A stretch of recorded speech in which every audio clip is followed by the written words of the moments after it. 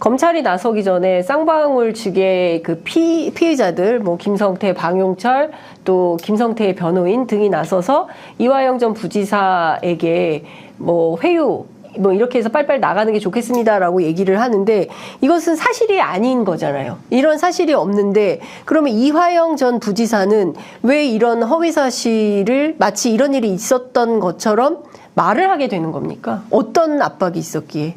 그 어느 분께서 하시겠습니까? 제가 손을 들어주십시오. 예, 김현철 변호사님 말씀하십시오. 이제 제 보도 자료의 이제 앞부분에도 조금 썼는데, 예. 그것도 페이지 수를 알려주시면 저희 제작진이 자료 화면을 띄우겠습니다. 네. 천천히 하셔도 됩니다. 시청자분들께서 같이 기다려 주실 겁니다. 예, 천천히 하십시오. 예. 그럴까요? 예. 7페이지. 예, 7페이지 띄워주시면 좋을 것 같고요.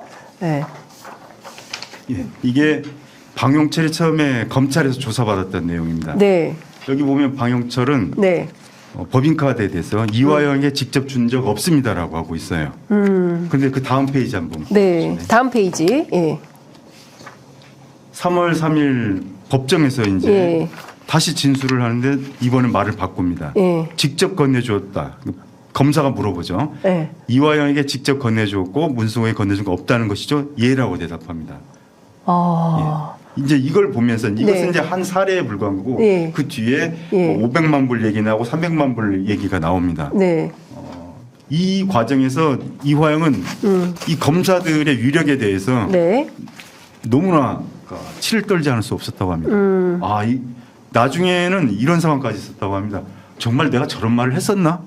그런 착각까지도 들 정도로 너무나 수십 명의 많은 사람들이 네. 뭐 중국 선양에서 이화영 부지사가 이러이러한 이래 이야기를 했다. 네. 경기도를 대신해서 쌍방울이 북한에 그 협조를 해준 거에 대해서 뭐 너무 고맙게 생각한다. 이런 인사를 했다는 거예요. 네. 그 말을 쌍방울 임직원들이 증언을 하니까 예. 이화영 부지사는 내가 정말로 저런 말을 했었나 라는 착각이 일으킬 정도로 네. 자기 자신조차도 너무나 많은 사람들이 거짓말을 해대는 것에 대해서 네. 너무 놀랬다는 거죠. 예. 그때 이제 김성태를 비롯한 방용철 그 변호인들이 이제 회유를 하고 네. 박상용 검사가 직접 예. 회유를 하면서 이러다가 당신 다 뒤집어 쓴다.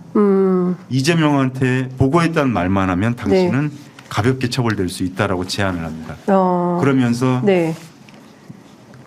정말 이제 해서는 안 될 짓이지만 네. 정치적 동지였던 이재명에게 떠넘기고 이제 자신은 빠져나가는 네. 아마도 이재명과 관련된 대부분의 사건에서 이런 식의 예. 진술이 있었을 것으로 추정됩니다. 대북송금 말고 다른 사건들이요? 아니, 그러니까 대북송금만? 저는 대북송금만 알고 있는데 예. 이 사건에서 이런 식의 진술이 이뤄진 것으로 보아서 네. 다른 사건도 그랬지 않았을까라고 추정된다는 거예요. 예. 다른 사건들 역시도 모두 진술밖에 없지 않습니까? 네. 그러니까 이화영, 이재명과 관련된 사건의 가장 중요한 포인트는 모두 네. 다 말밖에 없다는 겁니다. 관련자들의 말로서 이루어지고 있고 네. 그 사람들의 말에 의해서 검찰의 공소가 유지되고 있다는 대단히 위험하다는 거죠. 네. 예. 그러면서 이화영은 이 거짓말에 대해서 네. 계속 양심의 가책을 느꼈고 네. 그래서 그 19회 조서에서 예. 이제 나중에 진실을 밝힐 수 있는 계기를 만들었던 거죠. 근데 사실은 이 사건이 막 이렇게 대북송금 사건으로 막 가다가 그 부인이신 백정화 씨가 법정에서 정신 차려! 이 발언을 하면서 사실은 화제의 재판이 됐고 그 뒤이어서 막 변호인들이 바뀌고 두 차례나 변호인들이 바뀌고 또 막 중간에 뭐 국선 변호인이 들어오고 그리고 나서 뭐 김광민 변호사님으로 바뀌고 나중에 김현철 변호사님이 들어오고 막 이러면서 사건이 정말 막 변화해 가면서 많은 국민들이 혼란 속에서 이 사건을 지켜보고 있었는데 문제의 본질은 이 허위사실 자백 강요라고 해야 됩니까? 어떻게 표현하는 게 적합한가요? 허위 자백 강요죠. 허위 자백 강요. 예. 그러니까 허위 자백 강요가 검찰에 의해서 이루어졌다라는 것에 대해서 만약에 이것이 사실이라면 정말 놀라운 이런 상황이라고 볼 수 있는 것인데요. 그 검찰이 이화영 전 부지사에게 당신이 이재명에게 불리한 진술을 하면 어떤 대가를 얻을 수 있다. 어떤 플리바게닝을 구체적으로 시도했을까요? 구체적으로 나온 거는 우선은 이 사건의 성격을 보면 네. 모든 것이 진술로 이루어진 성격입니다. 앞서 말씀 주신 대로. 진술이라고 하는 것은 김성태의 진술, 뭐 방영철의 진술 이런 부분인데 네. 지금 질문 내용에서 약간 벗어나긴 하지만 네. 아까 그 방영철이 올해 3월 3일자 법정 증언 녹취도 잠깐 보여줬던 네, 네. 그거 잠깐 보면 네. 해도 너무합니다. 뭐냐면 진술이라는 게 네. 방영철의 진술이 아니에요. 사실 법정에서 한 거는 내용 보면 그냥 검사가 읽어줍니다. 증인은 법인카드 어쩌고저쩌고 네. 맞나요? 그러면 예. 뭐 맞나요? 예. 그 요걸 보면서 제가 든 생각은 뭐냐면 검찰에서의 조서는 네. 서로 짜고 마사지라도 할 수 있지만 이게 교육이 덜 된 거예요. 네. 교육이 덜 돼서 예. 법정에서 불러냈는데 법정에 불러내서 방영철의 입을 통해서 진술을 확보하자고 하면 네. 방영철이 제대로 못하니까 검찰이 그냥 읽어줍니다. 읽어주고 이게 맞냐? 네. 네. 이게 맞냐? 네. 이러고 이렇게 읽어주고 네네 하는 사실상 검찰의 유도신문으로 일관되는 이런 진술까지도 사실은 법관이 허용을 했습니다. 네. 이 부분 하나 말씀드리고 싶고요. 예. 그리고 또 하나는 내용은 그거예요. 네. 이렇게 말씀하셨듯이 모든 것이 쌍방울 측의 진술로서 사건이 진행이 되다 보니까 예. 이걸 거꾸로 얘기하면 쌍방울에서 진술을 바꿔주면 사건은 없던 게 될 수 있습니다. 네, 거기에 대해서 김성태가 아주 구체적으로 얘기까지 해요. 어떻게 얘기합니까? 지금은 뭐 이렇게 이러하지만 네. 이재명 정리되고 예. 3, 4년 지나서 그때 들어가서 내가 다시 진술을 번복해주면 되지 않습니까? 네. 네, 그러면 해결될 수 있습니다. 이런 식으로까지 그 김성태가 이화영한테 회유하는데 직접적으로 개입을 하죠. 그 증거 3으로 보이는데요. 이화영 옥중 노트 4쪽에 그 지금 말씀하신 그 내용이 좀 들어가 있는데 이것은 이화영의 옥중 노트고 이화영의 주장입니다. 그러니까 김성태의 진술이나 혹은 검찰 측 입장에서 지금 변호인들의 주장에 대해서 반박하고 싶다면 언제든지 저희가 반론권을 보장해 드릴 것이기 때문에 검찰 측도 나와서 말씀을 해 주시면 너무 좋을 것 같은데요. 지금 말씀 내용이 그대로 저게 이화영 옥중 노트로 나와 있습니다. 이게 바로 김성태는 면담에서 형님 평생 징역 살 수도 있어요. 이재명은 어차피 끝났어요. 검찰 말 듣고 협조해서 빨리 나갑시다. 형님이 이재명 보호한다고 누가 알아주지도 않아요. 라는 말을 김성태 쌍방울 회장이 했다는 거죠. 그렇습니다. 여기서 그치는 게 아니라 네. 김성태가 이제 얘기를 하면서 네. 뭐 내 말을 못 믿겠으면 네. 내 말을 못 믿겠으면 내 변호사랑 한번 얘기해봐라. 김성태 변호사. 예, 그렇게 얘기를 하고 예. 그 변호사와 이화영의 대화를 네. 그 면담을 네. 검찰이 주선해 주기까지 하고 네. 그렇습니다. 그러니까 지금 보면 그 증 3 옥중노트 5쪽에도 비슷한 내용이 계속 나오는 것 같거든요. 그러니까 앞서 말씀 주신 방용철 사장 그 사람도 비슷한 얘기를 했어요. 김성태 회장님 말이 맞아요. 혹시 자료 있으면 그 뒤쪽에 있으니까 올려주시면 좋을 것 같고요. 말이 맞아요. 우리는 이미 결정했어요. 여기서 우리는 쌍방울 팀을 얘기를 하는 거겠죠. 그렇죠. 예, 우리 부지사님 혼자 못 버텨요. 예. 그리고 만약 협조하지 않으면 더 많은 혐의를 뒤집어 씌울 수도 있어요. 누가? 검찰이. 예. 검찰이 이화영 전 부지사에게 혐의를 더 뒤집어 씌울 수 있다. 이런 얘기를 하고 있는 거죠. 협조하면 저도 부지사님이 잘 되도록 법정 증언을 할게요. 라는 등의 발언을 했다. 이게 그 다음 쪽 이화영 옥중노트 5쪽에 이런 관련된 내용이 나와 있는데요. 이게 사실이라면 정말 충격입니다. 그러니까 무슨 뭘 짜맞추고 있다라는 느낌을 받습니다, 변호사님. 예, 맞습니다. 예. 그 보도자료 14쪽 한번 띄워주실래요? 네. 보도자료 14쪽 보겠습니다.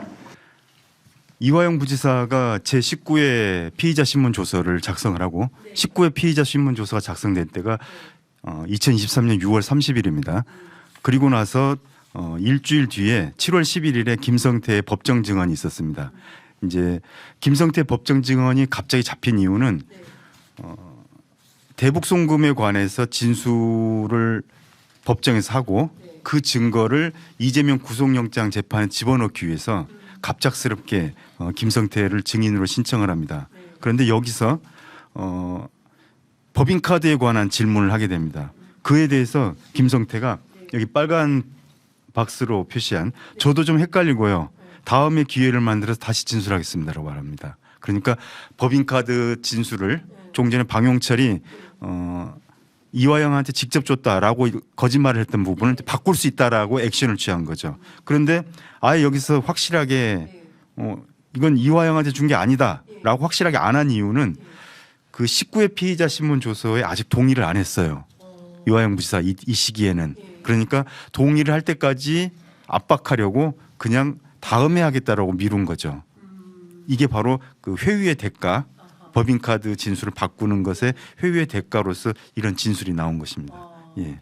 그러니까 지금 그러니까 좀 이게 지금 영화인지 영화인지 사실인지 저는 조금 헷갈린다라는 생각마저도 드는데요.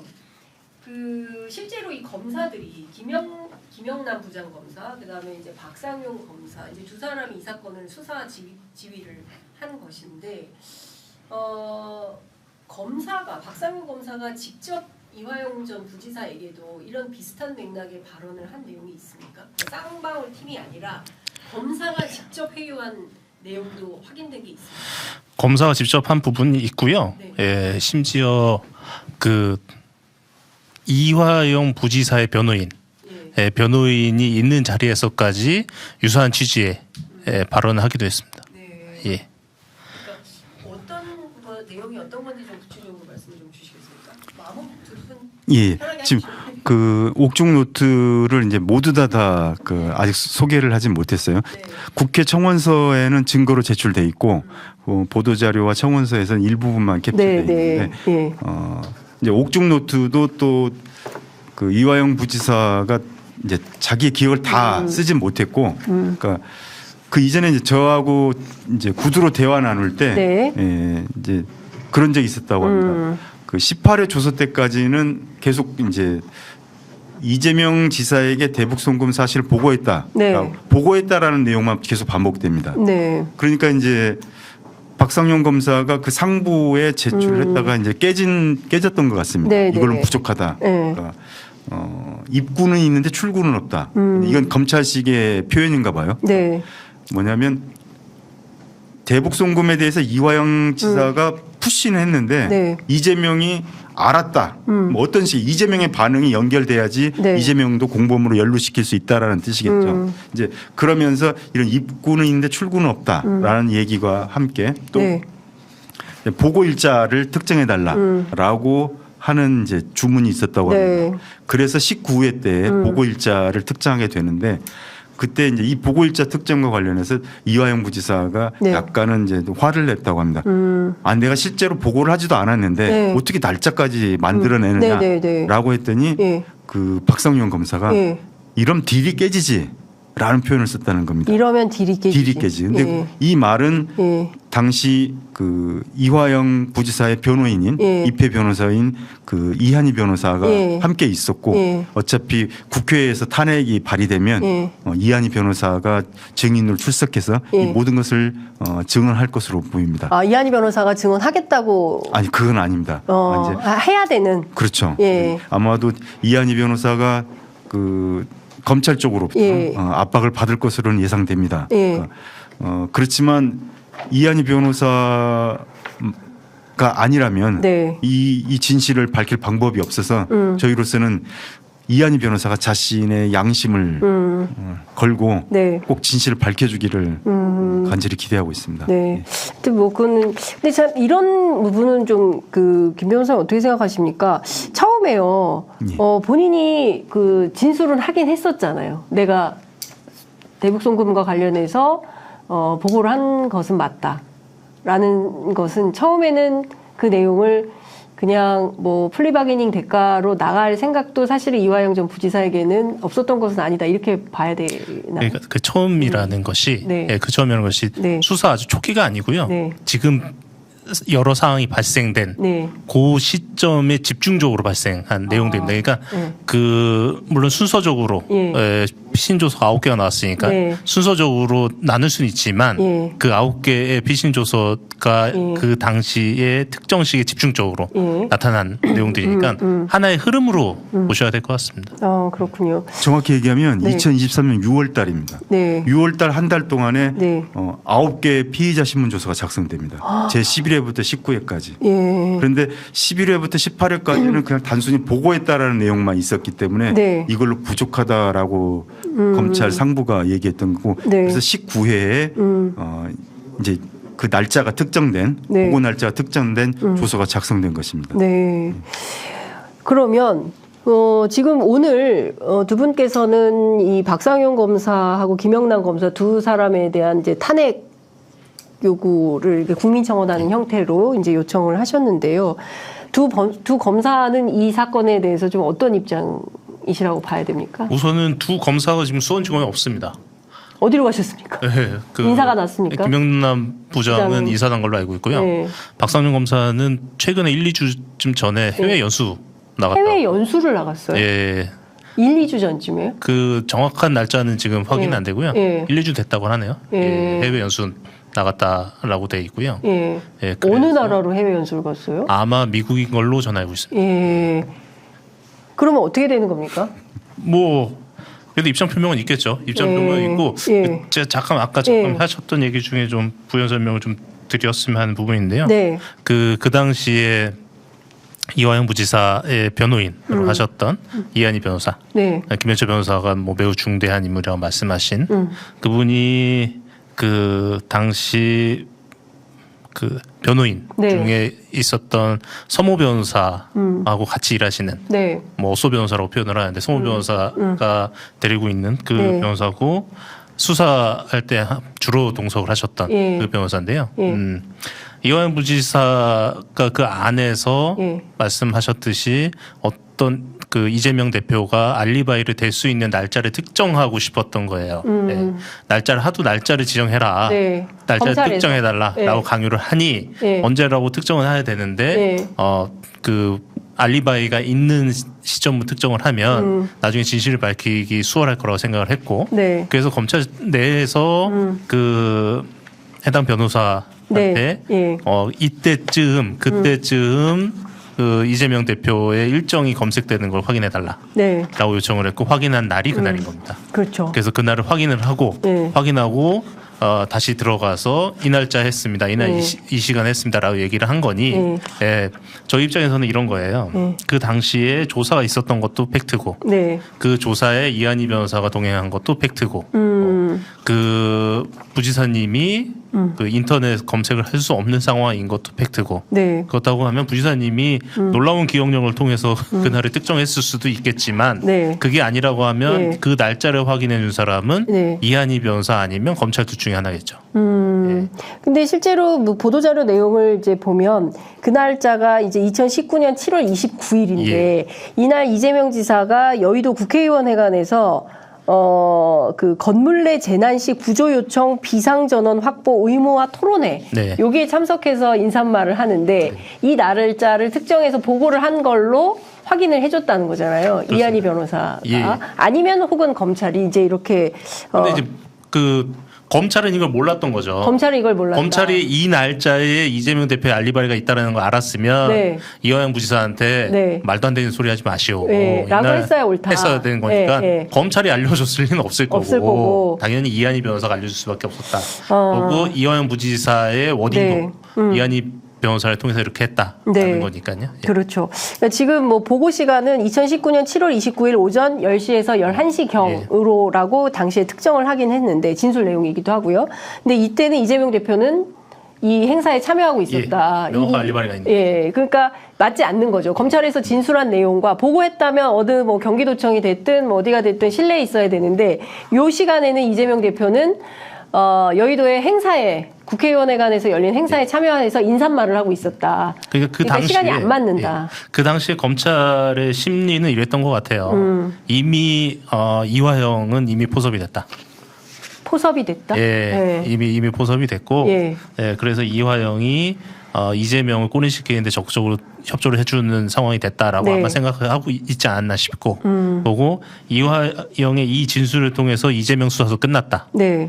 생각을 해서 거의 뭐 이미 자화자찬하고 샴페인 터뜨리고 있는 상황이 아니었나 싶어요. 네. 그렇지 않다고 하면 네. 이렇게 허술하게 1분만 검색해도 나오는 네. 내용을 그대로 조서에 넣고 예. 그 조서를 그대로 법원에 증거로 제출한 행위를 보면 예. 예, 그 거기에 대해서 이미 모든 걸 다 끝났고 우리의 완승이다라고 생각을 하고 있지 않았나 예, 그런 생각은 좀 듭니다. 그렇군요. 근데 결과적으로 지금 상황을 놓고 보면 이게 완전히 역전되는 상황이 돼버린 거 아니겠습니까? 자, 그러면 여기서 김현철 변호사님께 여쭤보고 싶은데요. 이 조작이라면 검찰이 이런 일 하면 안 되는 거지 않습니까? 그렇죠. 예? 검찰이 이런 이거 엄청난 대형 사건 아니겠습니까? 맞습니다. 근데 그동안 이게 사실은 잘 드러나지 않았던 것이고 사실은 이재명 대표가 북한에 가기 위해서 그리고 또 스마트팜 대납을 위해서 800만 불이 북한으로 건너갔다. 이와 관련해서 사실상 이재명 대표가 구속 가능성도 있다라는 식의 보도도 굉장히 많이 나왔었던 건데 앞으로 지금 이 장면이 바뀌게 되는 그런 건가요? 예, 그렇게 되어야 되는데 우선은 네. 시청자들을 위해서 네. 4페이지 한번 띄워주실래요? 직접 시청자를 한번 보셔야죠. 예. 예. 여기 빨간 줄이 당시 그 검사의 질문에 대답한 네. 이화영 부지사의 답입니다. 검사가 도지사 방북 비용 관련해서 보고를 언제 했냐 했더니 2019년 7월 말이다. 그리고 당시 출장을 다녀오자마자 뭐 중요 사안이어서 2019년 7월 29일경으로 생각되고 아침 10시 11시경으로 제가 보고 드렸을 것입니다. 라고 조서가 작성됩니다. 네. 그리고 5페이지 제가 붉은색 박스로 표시했는데 2019년 7월 29일 10시 21분 네. 그러니까 당시 그 시점으로 작성된 기사입니다. 네. 그러니까 그 시간에 이재명 지사는 국회에서 연설을 하고 있었고 네. 결국 이 두 개의 사진만으로도 네. 예, 검찰의 이 조서는 허위라는 것을 일단 증명할 수 있는 거죠. 자, 그런데 네. 아까도 한번 보여드렸듯이 네. 그 2019년 7월 1일자, 9월 26일자 방영철의 지시사항 있잖아요. 네. 네. 이 증거를 제가 법정에서 네. 제출을 했어요. 네. 법정에. 이 법정에. 예. 그러니까 예. 어차피 이미 그 검찰이 제출한 서류이기 때문에 네. 뭐 제가 따로 제출을 한 게 아니라 지적만 한 거죠. 예. 저는 이 사건을 맡은 지 얼마 안 돼서 한 3주 정도 걸려서 이 자료를 찾았습니다. 수사 기록이 다 해서 5만 페이지예요. 정말 어마어마한 양인데 예. 거기서 이제 사건 파악을 위해서 제가 찾다가 네. 이걸 발견하고서 너무 놀랐어요. 예. 아, 이건 조작된 거구나. 예. 그래서 이것을 법정에 제출하고 예. 어떻게 12월 1일경에 돈을 주기 전 예. 5개월 전에 이렇게 예. 방북 추진 예. 회장님의 방북 추진을 준비한 이런 서류가 있는데 예. 이게 김성태의 방북이지 어떻게 이재명의 방북이냐라고 그렇죠. 재판에서 주장을 했습니다. 예. 그런데 예. 수원지법 11형사부는 예. 제게 성숙되지 않은 의견을 제출했다고 했어요. 에? 성숙되지 않은 의견이라는 게. 성숙되지 않은 의견이요? 예. 그러니까 저보 공판 기록을 더 보라는 거죠. 그런데 이 공판 기록에 나와 아니요. 그 수사 기록에. 공판 기록은 증인들의 예, 예.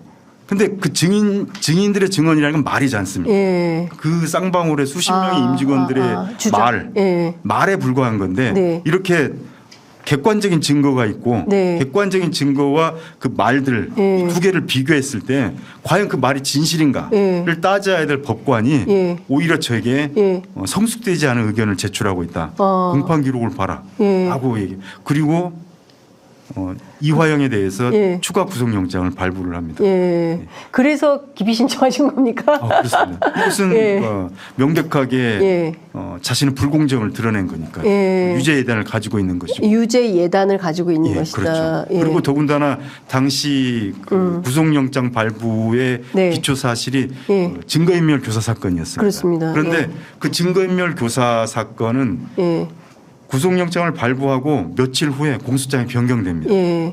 공소장의 변경이라는 것은 검사가 그대로 놔두면 무죄로 판단될 것 같다고 생각하기 때문에 변경한 거죠. 네. 그런데 변경되기 전 그 공소 사실로 추가 영장이 발부됩니다. 네. 이건 말이 안 되는 거죠. 그러니까요. 예. 그러니까 지금 보면 이 사건의 초동은 이렇게 됐던 것 같아요. 이화영 전 부지사가 작년이죠.